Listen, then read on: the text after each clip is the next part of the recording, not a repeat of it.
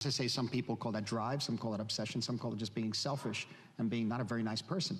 So you need people who are like-minded in a way, or exploring certain areas that you want to go to. Children actors that can only work for like a minute. Only few filmmakers in history command the kind of respect Martin Scorsese does. His name alone is cinematic legacy. But behind every masterpiece lies a battlefield, and not every actor made it out in one piece. While many actors soared under his direction, others found the process too precise, too punishing, or simply out of sync with his vision. And today, we're counting down 5 major stars who stepped into Scorsese's world, but never came back. Mickey Rourke. At first, we've got Mickey Rourke. And if you were around in the late 80s, you know this man was on absolute fire. 9.5 Weeks, Angel Heart, The Pope of Greenwich Village. The guy had raw heat that Hollywood couldn't ignore, and neither could Scorsese. In fact, Rourke was quietly floated for multiple roles, including Frank Pierce in Bringing Out the Dead, 1999, a broken New York paramedic spiraling into madness. It was exactly the kind of dark inner-city grit that Rourke lived and breathed. But things never got past the room. The moment they met, it all fell apart. According to a former production assistant, Rourke came in hot, suggesting script changes, dismissing dialogue, even joking that Scorsese's vision was too clean for a story that was supposed to be about chaos. That didn't fly. Scorsese, who had famously directed De Niro through emotional hell in Raging Bull, wasn't interested in improvisation that ignored structure. He ended the meeting early and never looked back. The real red flag came years earlier when Rourke was offered a part in Goodfellas, reportedly the role of Paulie Gatto. Rourke turned it down, saying the part didn't excite him. That decision stuck with Scorsese. As insiders say, you say no to Marty once, he might never ask again. Rourke's reputation for being difficult only added fuel to the distance. Directors wanted the fire, but not the fight. And for Scorsese, a director who demands control, that was the deal breaker. Even after Rourke's major comeback in The Wrestler, 2008, Scorsese didn't pick up the phone. No congratulations, no second chance. When asked why the two never worked together, Rourke just shrugged. He didn't like me.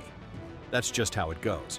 And just like that, one of the most intense actors of his generation stayed permanently out of Scorsese's frame, David Carradine. But if you think Martin dropped actors over little things that could have been smoothed out, let me tell you, this was the experience that taught Scorsese not to waste time where it doesn't work. And yes, we're talking about David Carradine in Boxcar Bertha. In 1972, Scorsese was handed the project by producer Roger Corman, a chance to direct a feature film with a real budget. Carradine, known for Kung Fu and his growing counterculture fan base, was cast as the lead. He had the look, the following, and the free-spirited edge that matched Corman's appetite for gritty, rebellious cinema.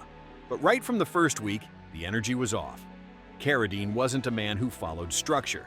He challenged scene setups, made fun of emotional beats, and often rewrote his own dialogue between takes. According to one on-set report, he once paused a scene to ask Scorsese, "Is this directing, or are we just doing dress-up in Arkansas?" It was supposed to be a joke. It didn't land. Crew members described the atmosphere as increasingly tense. Scorsese, still young but extremely detail-focused, was trying to prove himself. Carradine, on the other hand, treated the film like a playground. Things came to a head when Carradine refused a retake on a key close-up, claiming the scene had no soul. That night, Scorsese reportedly walked off set and didn't return for hours. Though the movie was finished, Scorsese never took pride in it. He later said, "Boxcar Bertha felt like someone else's film." The very next year, he made Mean Streets, a raw, personal masterpiece that marked his true beginning. Carradine was never called back. And from that point on, Scorsese became surgical with who he brought on set. Because once you go through chaos like that, you don't forget it. Julia Roberts. But do you know one more thing? Scorsese was once quietly labeled a narcissist, especially when it came to directing women. And that reputation started buzzing after what happened with Julia Roberts. At the height of her fame in the early 90s, Roberts was considered for the role of Countess Olenska in The Age of Innocence. She had the star power, the charm, and the box office pull every studio wanted. And Scorsese? He needed a big name to sell a slow-burn period drama to a mainstream audience. On paper, it was a perfect match, until it wasn't. Roberts walked into a production run by obsessive historians. Scorsese demanded authenticity down to the stitching in a corset. But Roberts didn't take well to the idea of suffering for elegance. According to a wardrobe assistant, she openly refused to wear one particular corset during fittings, calling it unnecessary torture. That was the beginning of the end. Scorsese reportedly told his assistant, "If she won't surrender to the role, she's not part of my world." Roberts left the project soon after. The role went to Michelle Pfeiffer, and the movie went on to earn critical acclaim. But the tension between director and actress left a mark. In a later roundtable, Roberts, without naming names, said, "Some directors want to punish you for not being miserable enough." Everyone in the room knew who she meant. Since then, Roberts has never appeared in a Scorsese film, not once. It wasn't just a missed opportunity, it was a quiet falling out, the kind that doesn't make headlines but leaves a permanent line between two legends. Winona Ryder. Now let's talk about one of the most delicate breakdowns in Scorsese's career, the one that didn't explode, but quietly cracked under the surface. It's the story of Winona Ryder during the Age of Innocence. At the time, Ryder was coming off hits like Edward Scissorhands and Bram Stoker's Dracula. She had the quiet vulnerability Scorsese needed for the role of Mae Welland, a seemingly innocent socialite with hidden intentions. He cast her with full confidence. But that trust didn't last long, because Martin believed from the early table reads, Ryder began asking questions. Why was Mae silent in key scenes? What did she really know about her fiancé's affair? Scorsese, known for mapping every frame before stepping on set, didn't appreciate the second guessing. Then came the infamous engagement scene. The shoot lasted nearly 6 hours. Ryder kept missing the emotional target Scorsese wanted. Not tears, not sadness, but a cold kind of sweetness. She walked off set teary-eyed more than once. She still delivered. Ryder was nominated for an Oscar, but the emotional damage stuck. She was absent from the commentary tracks, press junkets, and director interviews. Quietly, she was cut out.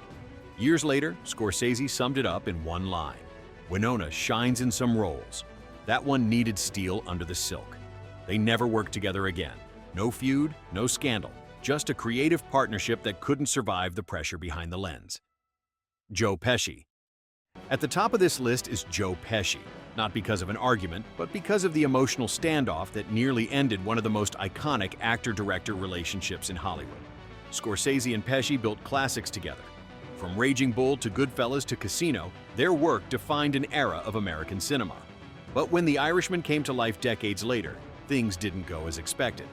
Scorsese envisioned Pesci playing Russell Bufalino, the quiet but ruthless mob boss who anchored the film's moral decay. The role was written with Pesci in mind. Yet, when the script was offered, Pesci declined. And then he declined again and again.